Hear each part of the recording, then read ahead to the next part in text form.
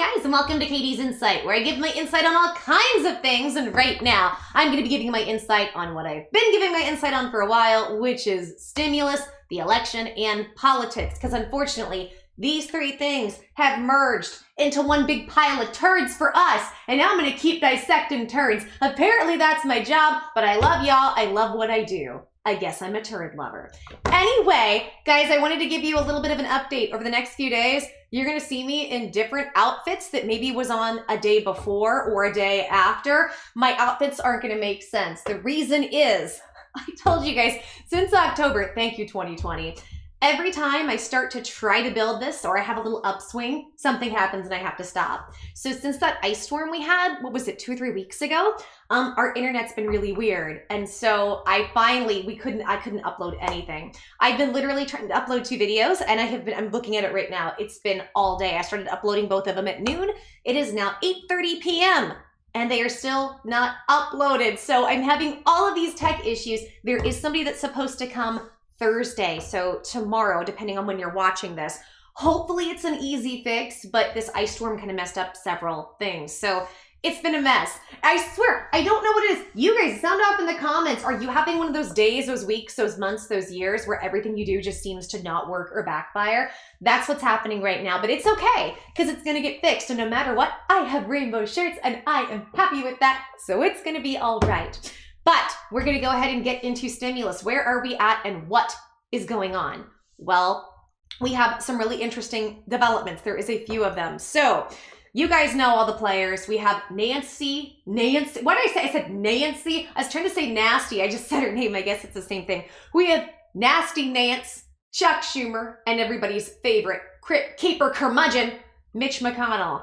And they are fighting and going at it. And I will say, it is kind of interesting watching them battle one another back and forth rather than Trump. Because as we all know, no matter what happens, Nancy Pelosi has been super, super big on just wanting to battle Trump and go after Trump all the time, nonstop, sometimes for things that aren't even his fault or things she's doing herself. So it's really interesting watching Trump get super quiet right now and watching all these other people step up and start battling each other. But they've been battling today over stimulus. Nancy Pelosi wrote another one of her letters because that's not the most passive-aggressive way to get something done. But then again, I guess that's just how the government works. The government is just a bunch of passive-aggressive a-holes, in my opinion. But she wrote a letter, she had a press conference, and it was all about, hey, Mitch McConnell, get off your ass and get things done. Come meet us halfway, because as we know, we are at a complete standstill. Right now, we're in a lame duck session. We have, I think it's about 2 working weeks for the House and the Senate to be in session, and then they're off. Because, they need a couple months off or whatever for vacation. They just don't get enough vacation time, making about $170,000 a year starting. They don't get enough vacation time on top of the other money they make for whatever else they do in their states and the things surrounding that. A lot of interesting stuff. So first, let's go over where stimulus is at. We're in a lame duck session, and that means typically much isn't done between now and then. Nancy has been pushing stimulus, bigger package. Mitch McConnell has gone back and forth between nothing's gonna pass until 2021, and then we're gonna pass something by the end of the year. It's been a big back and forth, and he has been coming out and saying, we need to pass something, but it needs to be smaller. Where Nancy is firmly standing at $2.2 trillion and won't budge. Now, we have, at least for the moment, depending on what happens, President-elect, as he's been called by the media, Joe Biden. And Joe Biden is saying he wants that $3.4 trillion HEROES Act, not the slimmed down $2.2 trillion, but the other version that they passed. He said 6 months ago. It's got to be longer than 6, right? Because it was May, June, July, August, September, October, November. Yeah, so it's more than 6, but that's fine. Give or take some months, because really 2020 has been 5 years, right? This whole year has been like 5 or 10 years for a lot of us. It feels like. It is weird for me to think back to the beginning of 2020, like the world was completely. I remember in January, do you guys remember looking at viral videos online of people in different areas of China? What was it called? Oh my gosh, I forget the city. Was it Wuhan? The city where this all came from, right? Do you guys remember? And they were quarantined and people were singing songs off their balcony to each other and we're like, oh, that looks so nice looking at them. Look at them all come together during a horrible time. And little did we know what was coming. We didn't know. Oh, we were so cute, young and naive back then. But unfortunately, we've grown up. Unfortunately or unfortunately, I think, there's always a silver lining. And the silver lining in this is that the year 2020 has shown a really big spotlight on things in our government that we all need to fix and we all need to be aware of. Now, with all of this being said, where are we at? Well, Nancy is still demanding she wants bigger stimulus, and Joe Biden has gotten behind her. But here's the thing. Joe Biden can't do anything. He cannot do anything until he actually gets into office. And right now, Trump is not allowing him to do the transition process. What that means is, if he gets into office and Trump hasn't allowed any type of transitional process to happen, then unfortunately, he has no time to prepare. So a lot of times, the presidents want to hit the ground running and try to get some things done. That means it could take another month or two before anything happens, at least on the end of Joe Biden, when it comes to stimulus. So that part's frustrating. Then you have Trump, and Trump could be helping, and Trump has been tweeting lately, bigger stimulus, let's help.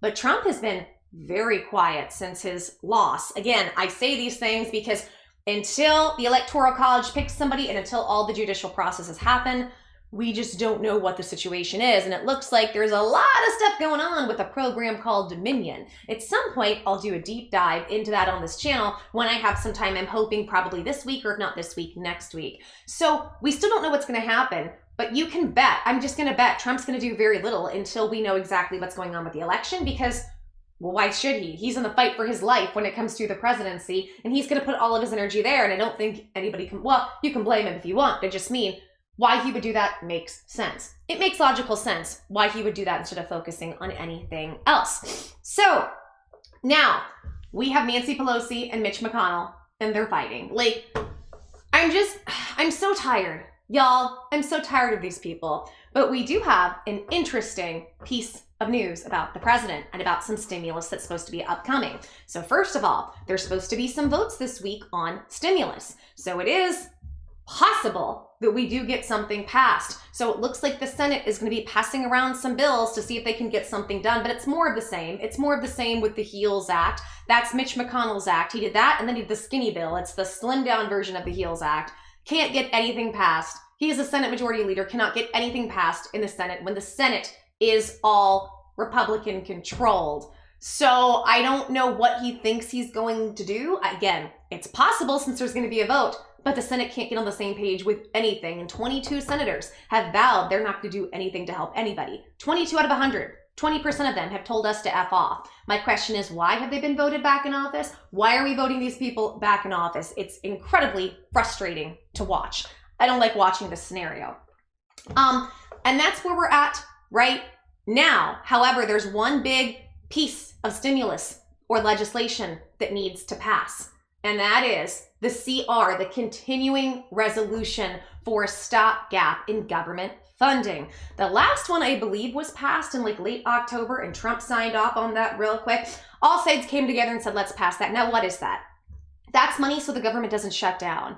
And translation, that's money so all these people get to protect their bags. However, when Trump was just recently asked about this, he was asked if he was going to support another continuing resolution, because I think it's in the middle of December, like December 11th or something. It's the date is coming up that they have to have another stopgap. So we make sure the government runs smoothly and all these people at the top get paid. Because what's most important is them getting their money, guys. Screw all of us. Let us live in tents all over California, Nance. Who cares? At least you got paid and got your blowout. By the way, do you guys know? I learned what a blowout is from Nancy Pelosi. People kept laughing about the blowout, and I was like, what? She got body. There was nothing happening in my throat, and I just started coughing. How do you choke on air? How do you not breathe? That's not even something you have to learn. What was I saying? Oh, I learned about a blowout. When people said that, I was like, you mean she got her hair blown dry? And then I learned about it. I'm like, oh, so it's like something that you do where you get it kind of like a nice-ish hairdo, but they put chemicals in it so it stays for a while and whatever. And you know what's weird? Maybe I've gotten blowouts because I've had really, you know, when you get haircuts or whatever and they do your hair and it stays really nice for like 2 or 3 days. Sound off in the comments. Is that what that is? I didn't know. I'd never been like, give me a blowout. I was like, make this not look like white trash. That's how I came at it. So that's where we're at right now. Everybody is fighting. And are they going to pass a continuing resolution? Because when Trump was asked, he didn't respond to it. And here's the thing. Trump could be playing that card because he's irritated and angry about what's going on behind the scenes with all the election turmoil. So it's possible that come November, our government is shut down and these people don't get money if Trump refuses to sign anything. And that's a card that he could play. I'm not saying he will. I do not know what's going to happen. All I'm saying is, you know, Trump very much says what he thinks and what he feels. So you also, it's so funny, I feel like Stanley right now from The Office. Remember when Michael, I'm sorry if you don't like The Office, but I love The Office. Remember when Michael was talking about Jan calling and she's like, "Hi, Michael, I guess I missed you." And he was trying to interpret it as something more than what it was. And Stanley's like, "Listen for the pauses." I feel like that's what I'm saying right now. But I'm being honest in that sometimes listen to what he doesn't answer. And I've said this before. Listen to what they don't say. A lot of them will be asked a direct question and they go roundabout into everything else and they really don't answer it. They pivot. That's what politicians do. They always pivot to what they want. It's the same thing as salesmen. They're just doing it on the political spectrum. That's why I've said, love him or hate him, there were many things Trump was good at when it comes to being president. And a lot of people like to vote for him because of that, because politics at the end of the day is business. This is all just different forms of marketing, advertising, and sales. So that is a very interesting key piece to all this, is that what happens if he doesn't sign a continuing resolution? Then what happens with everybody else? And we don't know, right? I'm not saying something will or won't happen. I'm just saying, interesting. So the next piece, I want to go over Nance and her letter, because this is obviously going to be fun. Oh my, y'all, this woman, this flippin', okay. I'm just going to go over this. So this is directly from her website. And it says, Pelosi and Schumer demand Senator McConnell finally come to negotiating table this week to produce bipartisan, bicameral, comprehensive virus relief agreement that meets the needs of the country. And this was today, well, not today, but it's November 17th, which is yesterday for y'all, today for me. So it says, while Democrats have negotiated in good faith with the Trump administration for months and lowered their request by $1.2 trillion, Senator McConnell cut his already insufficient proposal in half despite consensus from economists and experts that the country requires a much larger injection of federal aid. Washington, D.C. House Speaker Nancy Pelosi and Senate Majority Leader Chuck Schumer today sent a letter to Senate Majority Leader Mitch McConnell requesting he join them at the negotiating table this week to produce a bipartisan, bicameral virus relief agreement that meets the needs of the country. That's another thing. Behind closed doors, as we know, Trump, Meadows, Mnuchin was meeting with Pelosi and Schumer to try to get a deal done. Not one time has that crypt keeper McConnell shown up. Never shown up. Has no interest in trying to make a deal with these people. So I as much as I give Nancy crap and she deserves it, I do agree with her. Like, try to do something. And that's kind of the worry, that Mitch McConnell is going to be such a butt about everything, nothing's going to happen. So it says, in the letter, Speaker Pelosi and Leader Schumer note that earlier this year, during negotiations with Secretary Mnuchin and Chief of Staff Meadows, Democrats agreed to compromise on a relief package and lowered their request by $1.2 trillion. Since that time, Senator McConnell lowered his proposal from $1 trillion to $500 billion, despite the consensus from economists and experts that the country requires a much larger injection of aid. I will agree with her there completely. Yes, they had a $1 trillion bill, and that was the HEALS Act. And then they decided, well, that didn't pass. Let's try something smaller. And that's the skinny bill, or what I like to call just bones. And that was for about $500 billion, which doesn't do much in this situation. So it says, to the Honorable Mitch McConnell, we are encouraged by your comments shortly after the election that you believe the Congress needs to act on another virus relief package, and that it's a possibility we will do more for state and local governments. We agree with you. We write to request that you join us at the negotiating table this week so that we can work towards a bipartisan, bicameral virus relief agreement to crush the virus and save American lives. I'm sorry, girl, you've got to get some new statements. It's just broken record nonstop. The dual public health and economic crisis caused by the virus continues to devastate communities across the United States.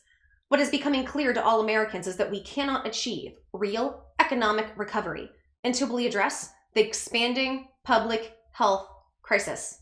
Confirmed virus cases are skyrocketing across the country, with reporting averaging over 100,000 cases and more than 1,000 deaths per day. Last Friday, the U.S. recorded more than 181,000 new cases, the highest number to date since the pandemic. And yes, cases are on the rise. It's not a good situation. Last Friday, the U.S. recorded more than, I already read that. Here it is. Hospital, ICUs, and morgues in many parts of the country are approaching or beyond capacity, with temporary hospital tents and mobile morgues being deployed in a number of states. Hospitalizations set a national record for 3 days in a row last week. Over 20 million Americans are receiving unemployment insurance, with critical unemployment benefits expiring at the end of December. And 5 million Americans in long-term unemployment on track to exhaust their benefits soon. That is correct. At the end of December, unemployment is running out, whether it's the extended benefits, the PUA, all of that is ending, as well as student loan help, rent help, mortgage forbearance. All of these big programs are about to come to an end. So if they don't figure something out in the next couple weeks, we are all screwed. But welcome to America 2020. So it says, our small businesses and state and local and tribal governments are warning of dramatic closures and cuts if Congress does not act immediately. That is correct. And we'll have to wait and see what happens with that continuing resolution, that stopgap measure to keep the government open. Earlier this year, during negotiations with Secretary Mnuchin and Chief of Staff Meadows, we agreed to compromise on a relief package and lowered our request by $1.2 trillion. Since that time, you have lowered your proposal from $1 trillion to $500 billion, despite the consensus from economists and experts that the country requires a much larger injection of aid. They have been saying for almost a year, if we don't get help and get help now, we're going to have long-lasting permanent damage to the economy. Everybody is saying it. The Treasury, the Fed, top economists across the country. So she's not wrong there. And McConnell is a turd. Meaningful relief requires aid to schools, small businesses, and individuals where the virus has torn through communities and left many stranded without help. Amen. Hospitals need more support to help save those who are sick, and state and local governments need funding for essential workers and to distribute vaccines. Millions of unemployed Americans and those facing eviction and hunger demand action from their leaders. The time to act is upon us like never before. The virus pandemic and economic recession will not end without our help. It is essential that this bill have sufficient funding and delivers meaningful relief to the many Americans who are suffering. For the sake of the country, we ask that you come to the table and work with us to produce an agreement that meets America's needs in this critical time. Amen. Thank you for your immediate attention to this urgent matter, Nancy Pelosi.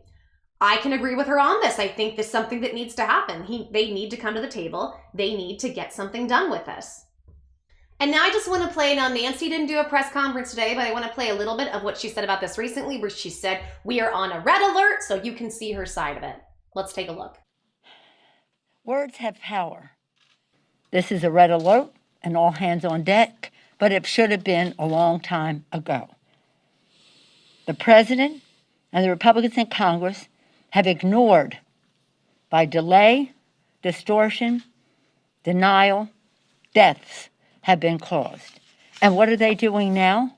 Continuing to ignore in spite of these numbers that should be so compelling, that are an imperative for us to act upon this. Every kind of avoidance of taking responsibility has been witnessed. Science, governance, that's not what they're about. That's not what they're about. And what that is they're engaged in an absurd circus right now, refusing to accept reality. The Republicans are shamefully proceeding without recognizing what our responsibility is and making it even harder to address the massive health, and economic crisis that we're facing. So stop the circus and get to work on what really matters to the American people, their health and their economic security. Speaker, it's good to be back. We just had a divisive and hard-fought presidential election. But instead of working to pull the country back together so that we can fight our common enemy, COVID-19, Republicans in Congress are spreading conspiracy theories, denying reality, and poisoning the well of our democracy. The Republicans should stop their shenanigans about an election that President Trump has already lost and focus their attention on the immediate issue at hand, providing relief to a country living through the COVID health and economic crises. Congressional Republicans are deliberately casting doubt on our elections for no other reason but fear of Donald Trump.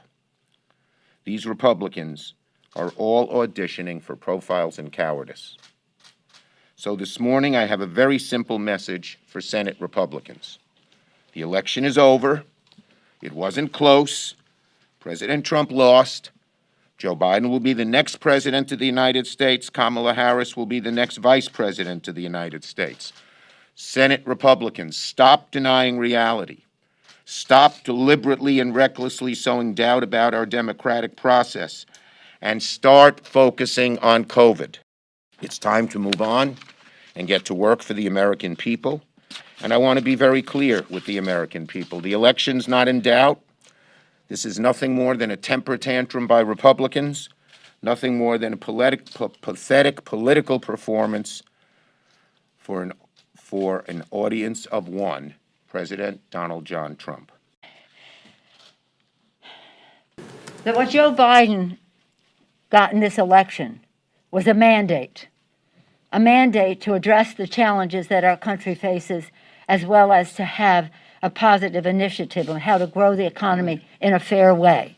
And in order to do that, we must address the COVID, the pandemic. Formula for crushing the virus. It's most unfortunate that the Republicans have decided that they will not respect the will of the people. And let me just say, it's like the house is burning down and they just refuse to throw water on it. In the Senate to get closer there. This election was maybe more a referendum on who can handle COVID well than anything else. The Donald Trump approach was repudiated, the Joe Biden approach was embraced, and that's why we think there's a better chance to get a bill in the lame duck if only the Republicans would stop embracing the ridiculous shenanigans that Trump is forcing them to do, that this, in the election, and focus on what people need. So on the health issue, it's just they seem to have a mental block to doing the right thing, a moral block for respecting what it's doing to America's families. McConnell is sticking to his emaciated bill, which he's tried twice and didn't get a Republican vote.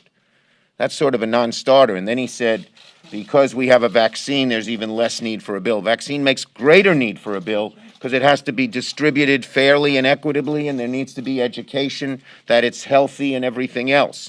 Second, the biggest change since Election Day is that Donald Trump, who was not for helping us in COVID and who was against the HEROES bill, has lost. That was an overwhelming referendum by the American people. So yes, we think there has been change. It should move things in our direction. We're willing to sit down and talk. They haven't wanted to talk. They seem to have stuck to their position. So let's hear McConnell's response. Short article. This is from Yahoo. It says Mitch McConnell rips into the $3.4 trillion Democratic stimulus plan as unserious. So looks like he's not taking anything Nance and company have to say seriously.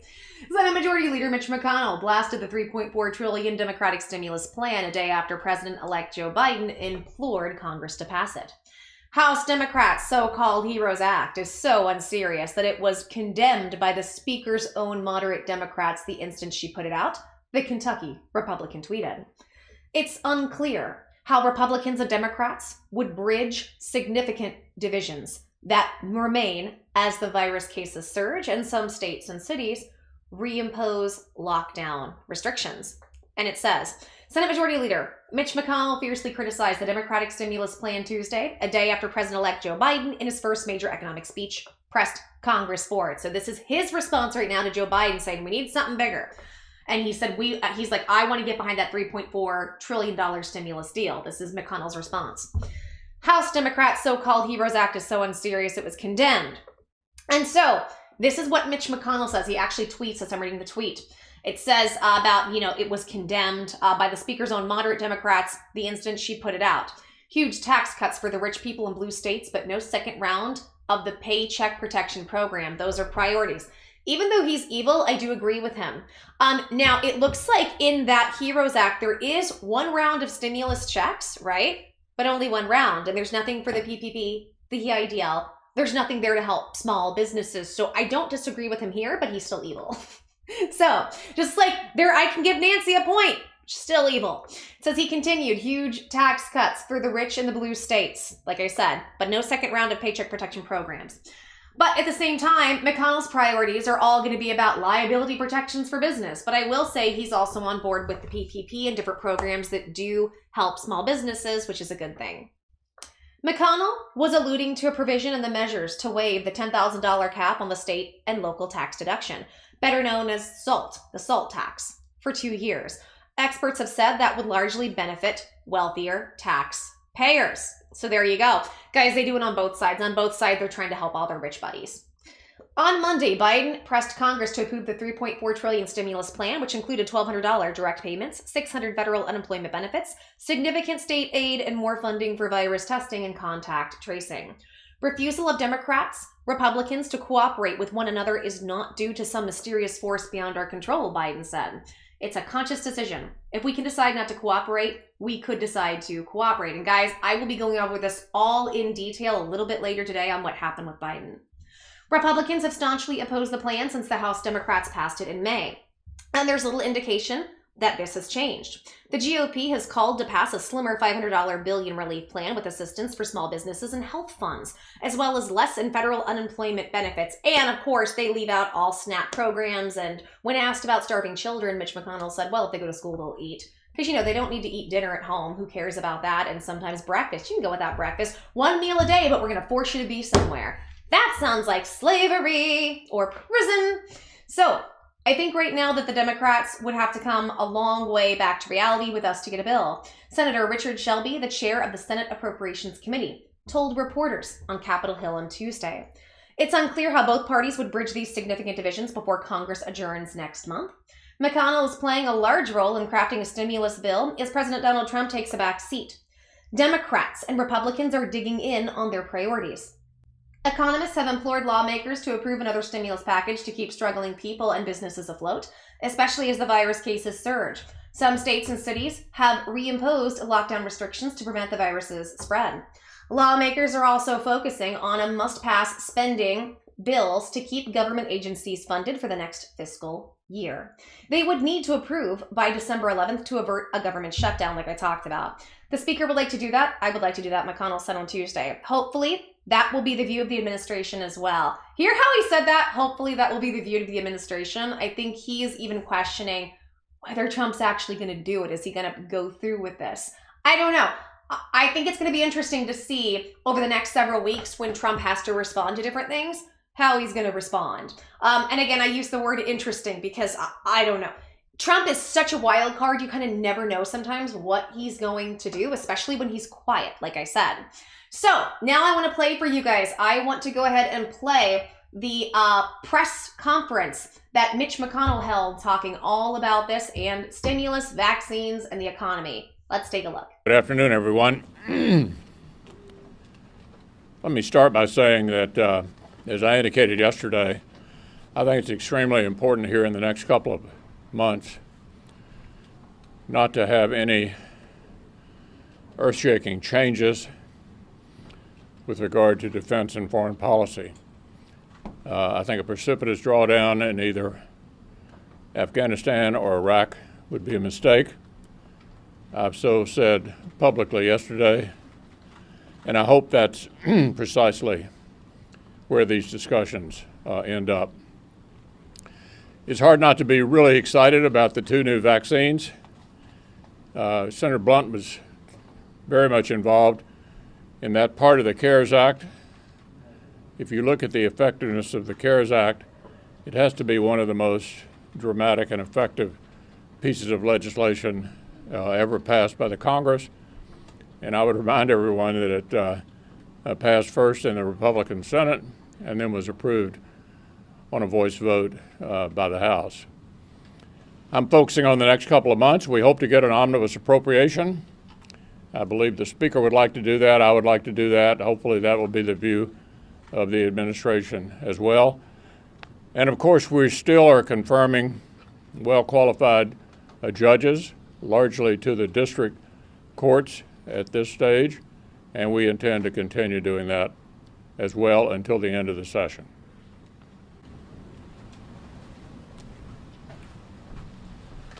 Well, the pandemic has put some unimaginable hurdles in front of the American people, but the one thing that hasn't been lost is American ingenuity. And as the leader pointed out, the news on the vaccines this week is great news, and a tribute to Operation Warp Speed.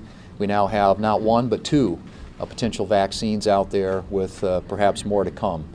And so it is a great accomplishment for the Trump administration, the private companies who have worked together in record time to get these vaccines to the point where hopefully we'll be able to get them out to the American people and start the good work, the hard work of ensuring that we're doing everything we can to defeat this virus. We have our job and work to do here in Congress too, our responsibility. I think Congress should pass the coronavirus relief bill, which has passed the Senate, or I should say has drawn a majority of support in the Senate not once but twice. It is a targeted bill. It's a fiscally responsible bill. It deals with schools. It deals with health care. It deals with the PPP program, which benefits small businesses all across the country, and it could become law. The House Democrats and the Democrats here in the Senate, for that matter, seem insistent on clinging to this multi-trillion-dollar liberal wish list that they've put out there, even as their majority, the Democrat majority in the House, continues to shrink by the day.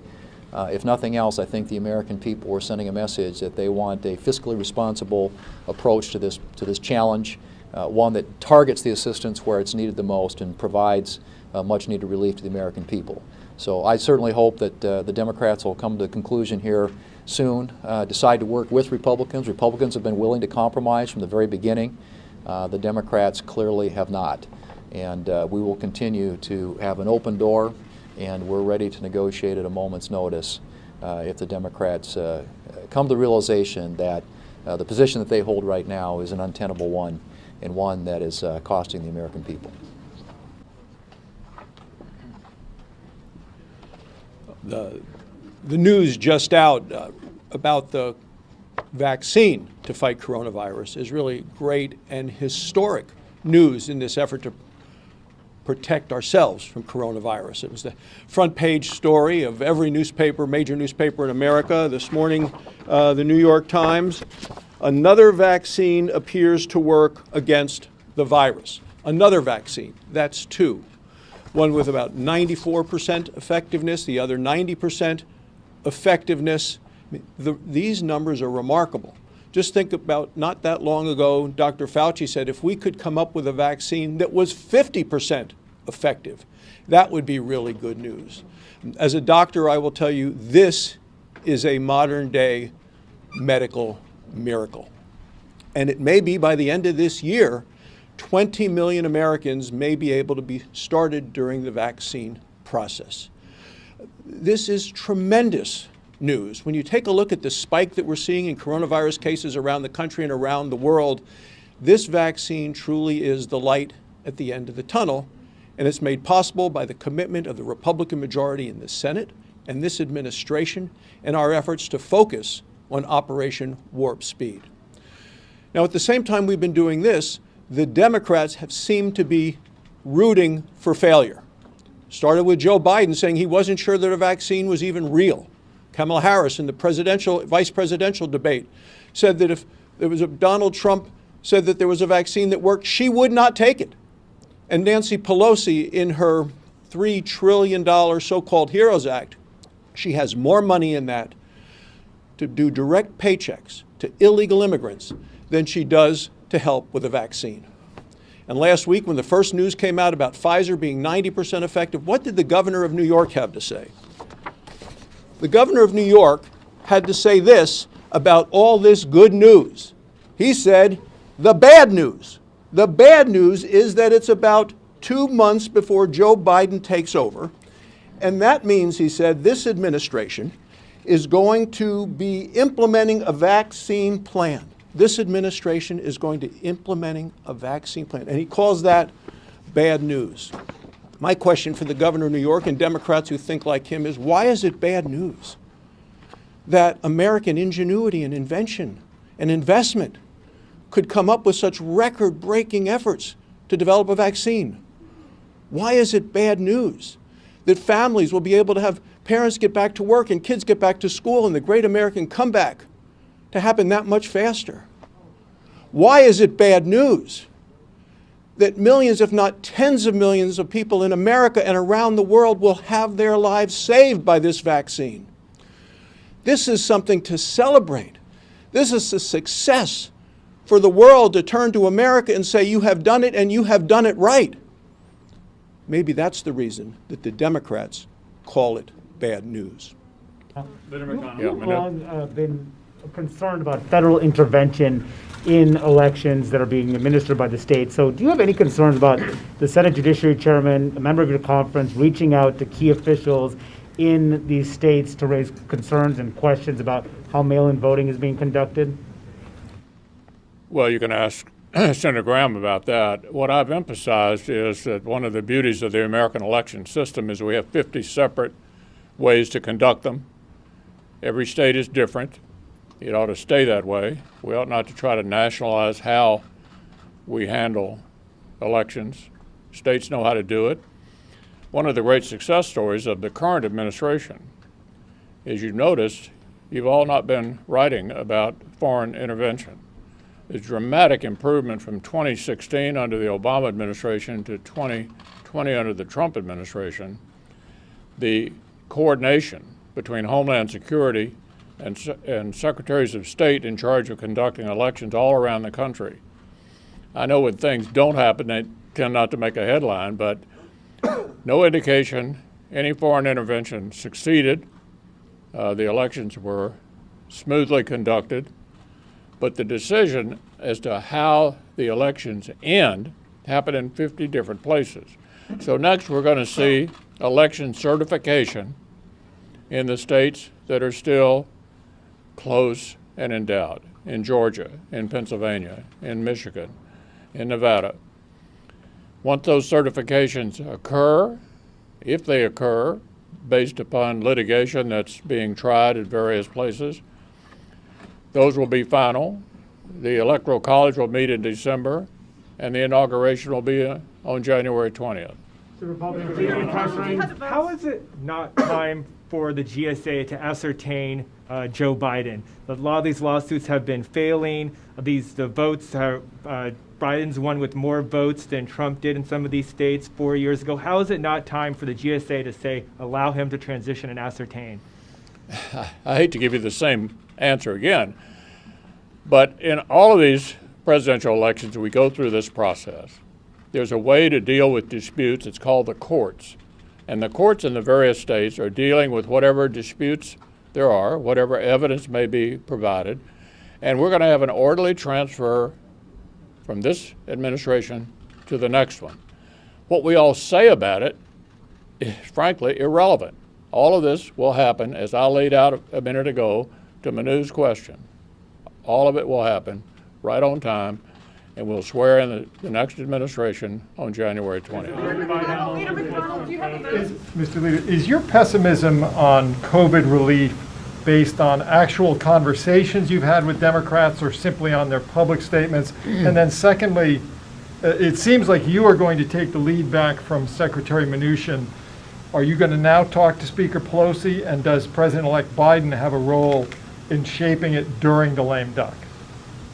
Well, first, I'm based on what I'm seeing publicly, because we've had no private discussions about this.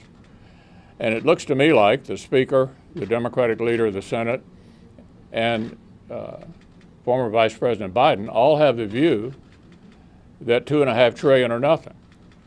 I share the view of my colleagues that have been expressed here, is that a more narrowly targeted proposal, such as we laid out in September and October here in the Senate, deals with the actual problem. As some of you may or may not have noticed, revenues at the state level are basically up almost everywhere. And they continue to insist, apparently, on almost $1 trillion for state and local government. That has nothing to do with solving this problem. So to sum it up, I'm open to a targeted bill, roughly of the amount that we recommended, $500 billion, which is not nothing, narrowly targeted at schools, at healthcare providers, at PPP, and of course liability reform to keep America from being engaged in an epidemic of lawsuits on the heels of the pandemic. Very open to that. But I've seen no evidence yet, as several of my colleagues have suggested, that they're open to it. Okay, guys, now that was actually a 20-minute press conference, but there was a lot of other people who were speaking in there, and I just wanted to get directly what Mitch said. So, I have the transcript. Let's go over this line by line. So, Mitch McConnell, and he was there for like just 2 minutes in the beginning, and he says, "Good afternoon, everybody. Let me start by saying that, as I indicated yesterday, I think it's extremely important to hear the next couple of months not to have any earth-shaking changes with regard to defense and foreign policy. I think a precipitous drawdown in either Afghanistan or Iraq would be a mistake." So said publicly yesterday, and I hope that's precisely where the discussions end up. Okay, I'm just kind of, like, Mitch, none of the American public right now cares about this. We care about stimulus and getting help because we're getting kicked out of our homes because people like you have kept us from being able to get anything done. Hold on, y'all. Almost winter. You know what that means? Everything dry. Mwah. Okay. He says, "It's hard not to be really excited about the 2 new vaccines. Senator Blunt was very involved in that part of the CARES Act. If you look at the effectiveness of the CARES Act, it has to be one of the most dramatic and effective pieces of legislation ever passed by the Congress. And I would remind everyone that it passed first in a Republican Senate, and then it was approved on a voiced vote by the House. I'm focusing on the next couple of months. We hope to get an omnibus appropriation. I believe the Speaker would like to do that too, and that basically a bigger bill is what he's saying. I would like to do that. Hopefully, that will be the view of the administration as well." Again, how interesting. Hopefully that will be the view of the administration. Is that a dig at Trump or Biden? What's he alluding to there? Just gonna throw that out there. That's an interesting statement. And of course, we are still confirming well-qualified judges largely by the district courts at this stage. And we intend to continue doing that well into the end of the session. He says, "Well, the pandemic has put some unimaginable hurdles in front of the American people." Yeah, you haven't helped us at all, have you, Mitch? This makes me so mad. But the one thing that hasn't been lost is American ingenuity. As a leader pointed out, the news on the vaccine this week is great news and a tribute to the Operation Warp Speed. We now have not 1, but 2 potential new vaccines out there with perhaps more to come. And so it is a great accomplishment for the Trump administration and the private companies who have worked together in record time to get these vaccines to the point where hopefully we'll be able to get them out to the American people and start the good work, the hard work of ensuring that we're doing everything we can possibly to defeat this virus. We have a job and work to do here in Congress too, our responsibility. Well, I think your job is to help the American people, and you are failing, Crypt Keeper. I think Congress should pass the virus relief bill, which has passed in the Senate, or I should say has drawn a majority of support in the Senate, not once but twice. It is a targeted bill. It's, say, fiscally responsible bill. It deals with schools, it deals with healthcare, it deals with the PPP program, which benefits small businesses across the country, and it could become law. But not starving children, starving people, helping us stay in our homes, right, Mitch? The House Democrats and the Democrats here in the Senate, for that matter, seem insistent on clinging to this multi-trillion-dollar liberal wish list that they've put out there, even as their majority, the Democratic majority in the House, continues to shrink by the day. If nothing else, I think the American people were sending a message that they want a fiscally responsible approach to this challenge, one that targets the assistance where it's needed and the most and provides much needed relief to the American people. That's why people protested outside your house and stood there with huge speakers and started singing "Mitch better have my money." Right, that's exactly why, Mitch, because they're sitting here going, we want to be fiscally responsible right now. We need help. We need help. You absolute piece of crap. We need help. Oh, I get so mad. Y'all, if YouTube didn't have restrictions, I would be such a sailor on this platform. So I certainly hope the Democrats will come to a conclusion here soon, decide to work with Republicans. Republicans have been willing to compromise from the very beginning. Really? Republicans, you've been willing, the White House has been the one doing the deals and trying to compromise. Mitch, you and your people haven't been there at all. Sit down, turd. Makes me mad. It's just lying. Well, we've been the ones who are willing to come. You haven't shown up to one of these things and you don't want to. So quit acting like that.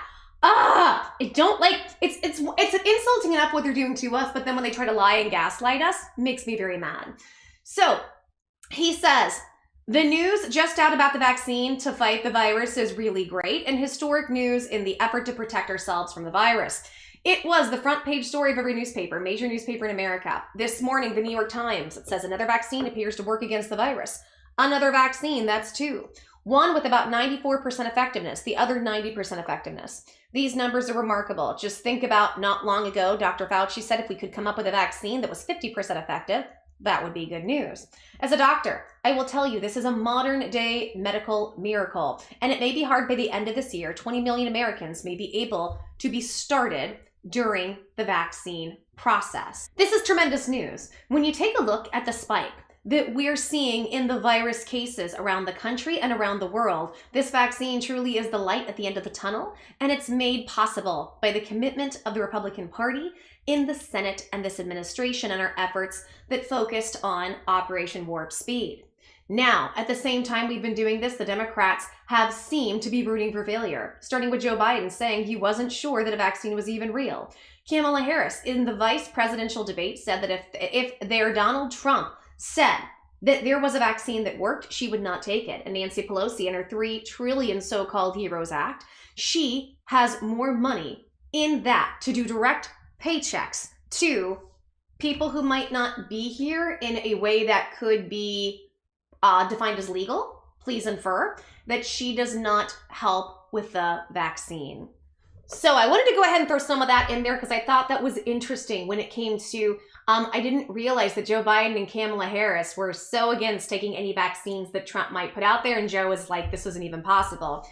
This very much upsets me. This upsets me because I'm a firm believer in, and let me preface this when I say this, and I've said this before in other videos, take this as you will. This is one of my blank theories, okay? You know, the theories that start with a C and end with and come with a O-N-S-P, maybe an I-R-A-C-Y that I can't really say on YouTube or they'll get upset. Y'all don't understand. I know you might think I'm crazy, kind of skirting around so many things.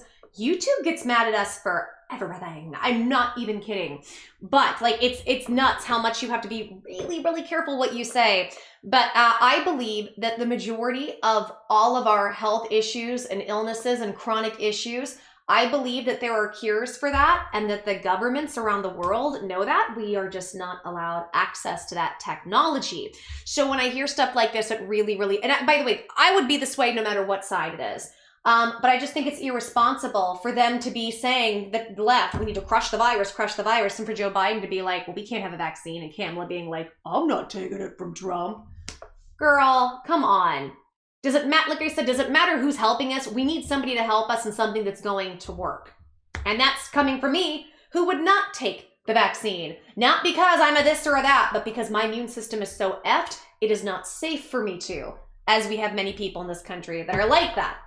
So I want to just wanted to point that out. That kind of bothers me. But now I want to go back and, like I said, I played a little bit from some of the other people that I thought was interesting. And now I want to go back to Mitch McConnell. So a little bit from Mitch. He says, well, you're going to ask Senator Graham about that. People are asking him questions now. He says, what I've emphasized is that one of the beauties of the American election system is we have 50 separate ways to conduct them. Every state is different. It ought to stay that way. We ought not to try to nationalize how we handle elections. The question was about elections. States know how to do it. One of the greatest success stories of the current administration, as you've noticed, you've all not been writing about foreign intervention. A dramatic improvement from 2016 under the Obama administration to 2020 under the Trump administration. The coordination between Homeland Security and secretaries of state in charge of conducting elections all around the country. I know when things don't happen, they tend not to make a headline, but no indication any foreign intervention succeeded. The elections were smoothly conducted, but the decision as to how the elections happened in 50 different places. So next, we're going to see election certification in the states that are still close and in doubt, like in Georgia, in Pennsylvania, in Michigan, and Nevada. Once those certifications occur, if they occur based upon litigation that's been tried at various places, those will be final. The Electoral College will meet in December, and the inauguration will be in January 20th. So people, this is where people are asking him they're continuing to ask about the elections. And he says, how is it not time for the GSA to ascertain Joe Biden? A lot of these lawsuits have been failing. Bryan's won with more votes than Trump did in some of these states 4 years ago. How is it not time for the GSA to say, allow him to transition and ascertain? Okay, so somebody is now asking about elections. So here's what he has to say with elections. Somebody asks, you've long been concerned about federal intervention in elections that are being administered by the state. Do you have any concern about the Senate Judiciary Chairman, a member of your conference, reaching out to key officials in these states to raise concerns and questions about how mail-in voting is being conducted? He says, well, you're going to ask Senator Graham about that. What I've emphasized is that one of the beauties that in the Americans' election system is that we have 50 separate ways to conduct them. Every state is different. It ought to stay that way. We ought not to try to nationalize how we handle elections. States know how to do it. One of the great success stories of the current administration, as you noticed, you've all not been writing about foreign intervention.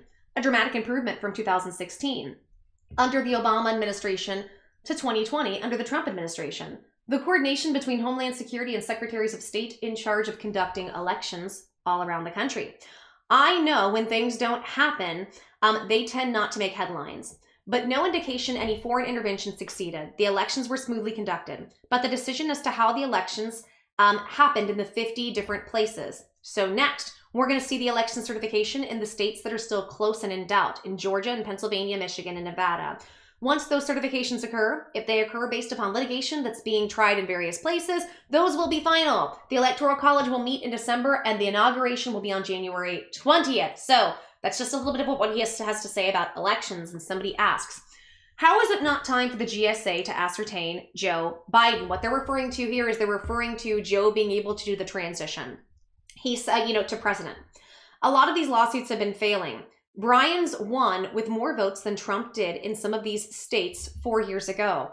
How is it not time for the GSA to say, allow him to transition and ascertain? Mitch McConnell says, I hate to give you the same answer again, but in all these presidential elections, we go through this process. There's a way to deal with disputes. It's called the courts. And the courts in the various states are dealing with whatever disputes they are, whatever evidence may be provided, and we're going to have an orderly transfer from this administration to the next one. What we all say about this is, frankly, irrelevant. All of this will happen as I laid out a minute ago. He says all of it will happen right on time and we'll swear in the next administration on January 20th. Well, we hope, and I do agree with him. Right now, this has to go through the courts. And yes, there have been things that have been thrown out. A lot of things are going on. When it comes to Trump, it doesn't look great. But again, I keep saying Trump is a very big wild card. So I think we just still have to wait and see what happens. So then we have another question, Mr. Leader. Is your pessimism on the virus relief, so this is about stimulus, based on actual conversations you've had with Democrats or simply on their public statements? And then secondly, it seems like you were going to take the lead back from Secretary Mnuchin. Are you going to now talk to Speaker Pelosi, and does President-elect Biden have a role in shaping it during the lame duck? Really good questions, because now, like I said, we have Pelosi calling for Mitch to step up, and Mitch has just said this is super unserious. Let's see what he says. He says, well, first, based on what I'm seeing publicly, because we've had no private discussions about this. And it looks to me like the Speaker, the Democratic leader of the Senate, and former Vice President Biden have views that $2.5 trillion or nothing. Actually, it's the $3.4 trillion. He says, I share the view of my colleagues that have been expressed here is that a more narrowly targeted proposal, such as we laid out in September and October here in the Senate, deals with the actual problem. So it doesn't, because it doesn't go far enough to help the American people. Yes, it might stop the states from overspending in different areas, but it doesn't help us enough. And so he says, as some of you may or may not have noticed, revenues at the state level are basically up almost everywhere. And they continue to insist apparently on almost $1 trillion from state and local governments. That has nothing to do with solving this problem. At this point, guys, because this has gone on so long, I don't necessarily trust what he's saying there. I think there are too many moving pieces in this situation for that to just be a blanket statement we should accept. And so then Mitch McConnell says, so to sum it up, I'm open to a targeted bill, roughly of the amount that we recommended, $500 billion, which is nothing, narrowly targeted at schools, at healthcare providers, and PPP.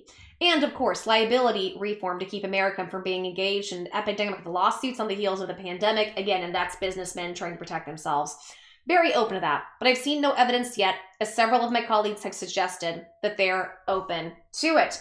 And I can confirm there that the Democrats aren't open to his bill, but I agree with the Democrats. His bill doesn't go far enough, but I agree with the Republicans that the Democrats want to spend all crazy and the money isn't going to help us enough. So it sucks. I can look at both sides and see that they're both right and they're both wrong, and neither's going to come together to help us, and I'm pulling out my hair. And at this point, I'm just praying for a miracle that at some point, in some capacity and fashion, we get the help that we need. Okay, guys, if you like this video, please help me in this channel out and give me a big thumbs up, like the video, subscribe, hit notifications so you can be notified daily what is coming in the pipeline for you and your stimulus money. Also, sound off in the comments. I would love to hear everything you guys have to say. And guys, please share this content with as many people as you know who are struggling right now, or people who might enjoy this. People who are on unemployment, waiting for unemployment, stimulus checks, SB loan and grant issues, bill issues, everything in between. I've got tons of tools and tons of resources to help everybody on this channel, and I would love to have the opportunity to help all of you. And guys, the more you like, subscribe, comment, notifications, and share the content, the more my channel grows. The more my channel grows, the more things I can do to give back to you guys. For instance, I'm doing a $100 gift card giveaway. So simple, this is all you have to do to be eligible. Like every video you see, subscribe, hit notifications, comment, share the content, boom, you're entered, you're eligible. That is all you have to do. Make sure and do it for all the videos, and the more comments you leave, the more times you share, the more chance you have to win. So if you leave 100 comments, that gives you 100 times more chances to win a gift card. Yay, good luck. Add me on Facebook, Katie's Insight, like the page, join the group. The group is Katie's Corner. However, it'll be changed to Katie's Insight soon. We are helping with all types of stimulus. We have a new moderator, Miss British Gray. Hey, cuz, she is in there, and every day she is helping you guys with your cities and states finding stimulus money. She is fantastic. Anytime you see her, give her love. In my opinion, she's the biggest celebrity here. We love that girl so much. Thank you so much for all your help and all your kindness. Okay, guys, I'm gonna go take a break. I am tired, but I'm in my pink shirt, so I'm gonna have fun regardless. Well, it's not pink. Well, no, there is pink to it, but it's everything. My everything shirt. Okay, guys, much love, much blessings. Take care. I know I say this a lot, and please know that I mean it every time I say it. Every time I end these videos, I am so humbled. I am so humbled. I just get a wave of gratitude knowing that you guys have stuck by me. You guys have been so good to me, and that you guys have allowed me in this position to be in your hearts, be in your minds, be in your ears, your poor ears. I'm so sorry with my chipmunk voice, and your homes, and allowed me the ability to help you. All I've ever wanted is to be of service to people, and you have allowed me to do that over the last year during one of the worst times of my life. And I'm talking about before 2020 with all my health. I didn't know if I was going to recover. I didn't know if I was going to live. I didn't know if I was going to get better. I didn't know what next year looked like. And you guys have just made the most amazing situation for me. And I am so grateful to you, and I will work every day to make sure I give back to you guys as much as I possibly can. Okay, guys, take care. Blessings. I'll see you soon in the next video. Mwah! Bye, guys.